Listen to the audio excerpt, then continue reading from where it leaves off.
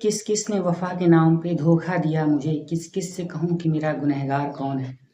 दोस्तों, एमपी के धार की प्रियंका पुरोहित का मामला, या फिर इंदौर की जो थी सोनम रघुवंशी, या फिर यूं कहें कि मेरठ की मुस्कान का ये जो मामला था, अभी लोगों की नज़रों से, लोगों के जहन से उतरा भी नहीं था कि इसी एमपी के इसी मंदसौर जिला के अंतर्गत एक एरिया लगता है, नाम है दूधाखेड़ी।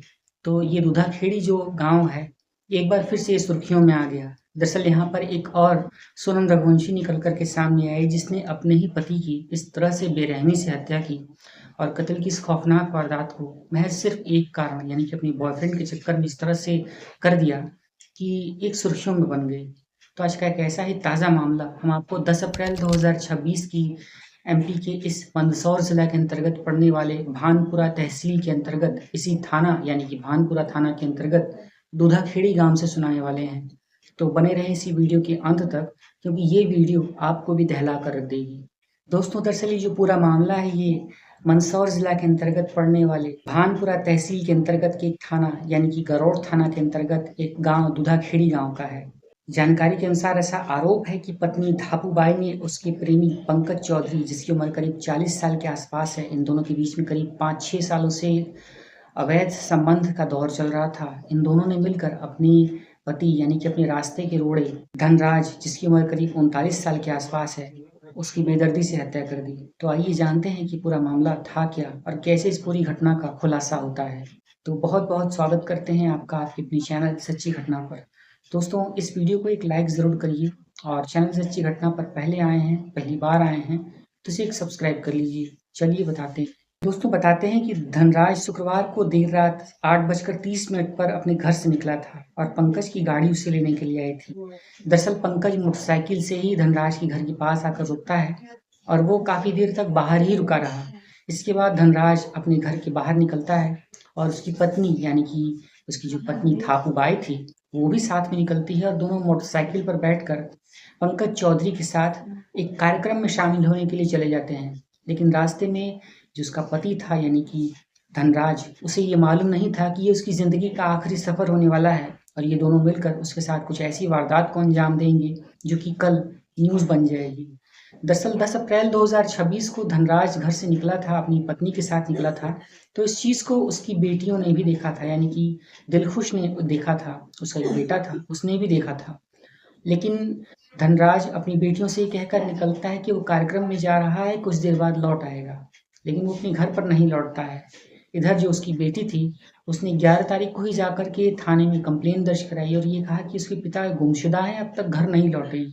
दोस्तों, गुमशुदगी की रिपोर्ट जब थाने में दर्ज करवाई जाती है तो पुलिस ने जब शुरुआती तफ्तीश में उसी बेटी से, यानी कि जिसने इस गुमशुदगी की रिपोर्ट को दर्ज करवाया था, जब उससे पूछा तो उस बेटी ने सबसे पहला जो शक था वो अपनी ही माँ पर और अपनी माँ के एक दोस्त कहे जाने वाले पंकज चौधरी पर लगाया। इसके बाद पुलिस को एक बहुत बड़ी क्लू मिल जाती है और एक बहुत बड़ा शक करने की ठोस वजह पुलिस के हाथ लग चुकी थी। गांव में भी और लोगों से पूछताछ करने पर पुलिस को ये पता चल जाता है कि दरअसल 5 सालों से भी ज़्यादा लंबे समय से इन दोनों के बीच में एक अवैध रिलेशनशिप का रिश्ता चल रहा है। आए दिन जो उसकी प्रेमिका है थापूबाई और उसका जो प्रेमी है पंकज चौधरी, इन दोनों के बीच में अवैध रिश्ते बनते हैं और ये लोग कई बार गांव में देखे भी जा चुके हैं। 10 तारीख के दिन नाइट में 8 बजे के आसपास वो घर आ गए थे। फिर पंकज चौधरी जो है, वो जो धनराज भैया हैं, उनकी वाइफ, उनके बॉयफ्रेंड है।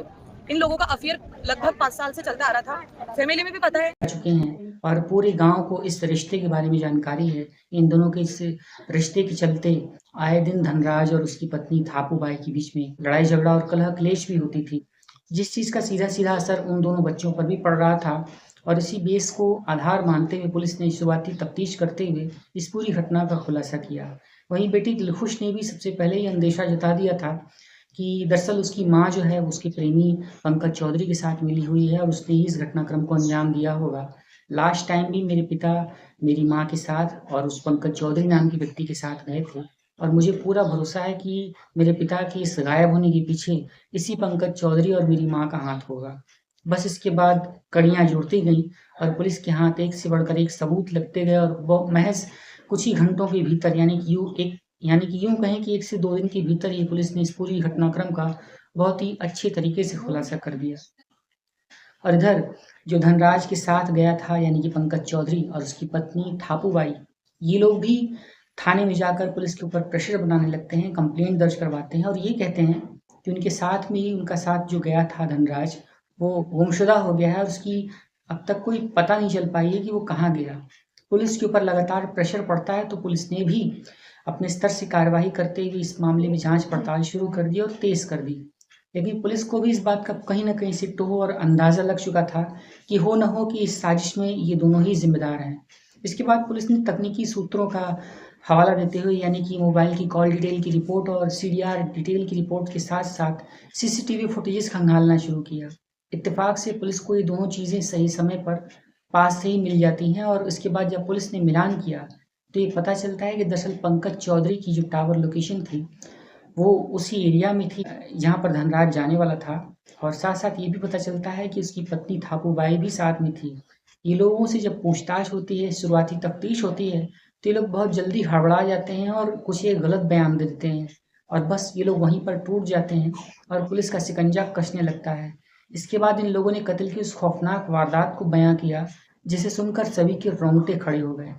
दोस्तों 10 अप्रैल 2026 को सोची समझी प्लानिंग के तहत ठापूबाई और उसका प्रेमी पंकज चौधरी इस रास्ते के रोड़े यानी कि धनराज को लेकर के अपनी उसी बाइक पर बिठाकर जाते हैं और एक खेत में गाड़ी को रोक देते हैं। वहाँ पर इन दोनों ने मिलकर धनराज का बेदर्दी से गला घोंट कर उसकी जान ले ली। लेकिन जब इन लोगों को इस बात का अंदेशा होता है कि शायद धनराज मरा न हो, तो इस बात की तस्दीक करने के लिए इन लोगों ने अपने पास से तलवार निकाला और सब्बल निकाला, जिससे भी इन लोगों ने शव के टुकड़े कर दिए। 3 से ज़्यादा बार उन लोगों ने इस पर हमला किया और उसके शव के काफ़ी टुकड़े करने के बाद, सब्बल से धारदार वार से हमला करने के बाद, जब इन लोगों को इस बात का पूरा इत्मीनान हो गया कि अब ये इस दुनिया में नहीं रहा, तो उसके बाद इन लोगों ने वहीं पर घास-फूस और कचरा डाल कर के धनराज की लाश को जलाने का बहुत ही असफल सा प्रयास किया। लेकिन इत्तेफ़ाक से वो लाश जलती नहीं है। इसके बाद अगले दिन इन आरोपियों ने उस शव के जो अधजले टुकड़े थे, उन्हें भी डिस्पोज़ करने की नीयत से, उन्हें भी ख़त्म करने की नीयत से वहीं पर एक जेसीबी बुलवाई और जेसीबी बुलवाकर उस खेत में ये कहा कि दरअसल उन्हें खुदाई का काम करवाना है और अपने खेत की कुछ सफाई करवानी है। बस इसी चीज़ का हवाला देते हुए उन लोगों ने जेसीबी के ड्राइवर से वहीं पर एक गड्ढा खुदवा लिया और गड्ढा खुदवाने के बाद बाकायदा जेसीबी के गुज़र जाने के बाद इन लोगों ने उस लाश के जो शवों के टुकड़े थे, उसे इकट्ठा किया और इकट्ठा करने के बाद उसी गड्ढे में डालकर इन लोगों ने उसे पाट दिया और ऐसा ज़ाहिर किया जैसे यहाँ पर कहीं कुछ हुआ ही नहीं है। एक प्री प्लान्ड मर्डर की साजिश को अंजाम देने के बाद इन लोगों ने तलवार से न सिर्फ धनराज के टुकड़े-टुकड़े किए, सब्बल से वार करके उसकी ज़िंदगी ले ली, बल्कि उसकी लाश को टुकड़े-टुकड़े करने के बाद इन लोगों ने उसी गड्ढे को खुदवाया और खेत में ही उसी गड्ढे को खुदवाकर उसकी लाश को दफन भी कर दिया। ये लोग बहुत निश्चिंत थे और इन लोगों को बहुत इत्मीनान था कि अब इन लोगों के बीच में जो बहुत बड़ा रोड़ा रुकावट था, वो दूर हो चला है। लेकिन पुलिस ने भी अपने स्तर से कार्रवाई करते हुए जब थोड़ी-सी सख्ती दिखाई, तो 12 अप्रैल 2026 को पुलिस की हिरासत में ही इन दोनों आरोपियों ने अपने पूरे घटनाक्रम को सिलसिलेवार तरीके से बयां कर दिया, जहां पर कत्ल की इस खौफनाक साजिश को सुनकर पुलिस के भी होश उड़ गए। बस इसके बाद पुलिस ने भी तत्काल कार्यवाही करते हुए ठाकुरबाई और पंकज चौधरी के बताए गए उस एरिया में सर्च ऑपरेशन चलाया। उस एरिया को सील करने के बाद उस बताई गई निशानदेही पर जब वहाँ पर खुदवाई करवाई जाती है तो वहाँ पर ये धनराज के जो शव के टुकड़े थे, वो बहुत ही ख़राब हालत में बरामद होते हैं, जिसको तत्काल पुलिस ने अपने कब्ज़े में लेकर पोस्टमार्टम और आगे की कार्यवाही के लिए शिनाख्त करवाने के लिए उसे भेज दिया।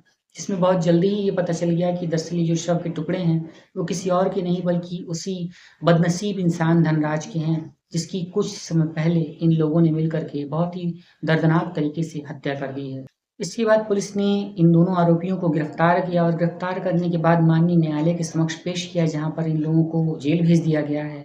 वहीं पुलिस ने भी अपने स्तर पर कार्रवाई करते हुए ये भी कहा है कि अगर इस मामले में और भी अगर आरोपी होंगे, जिनकी इसमें संलिप्तता पाई जाएगी, तो उन्हें भी छोड़ा नहीं जाएगा और उस पर भी उन्हें कड़ी कार्रवाई करते हुए उन्हें भी बहुत जल्द गिरफ्तार किया जाएगा। इस पूरे मामले का पर्दाफाश हो चला है, जहाँ पर एक बार फिर से पति और पत्नी के बीच का ये जो रिश्ता था वो शर्मसार हुआ है, टूट चुका है और उसके जो खून के छींटे थे वो एक बार फिर से इसी सच्ची घटना को न्यूज़ को जन्म दे चुके हैं।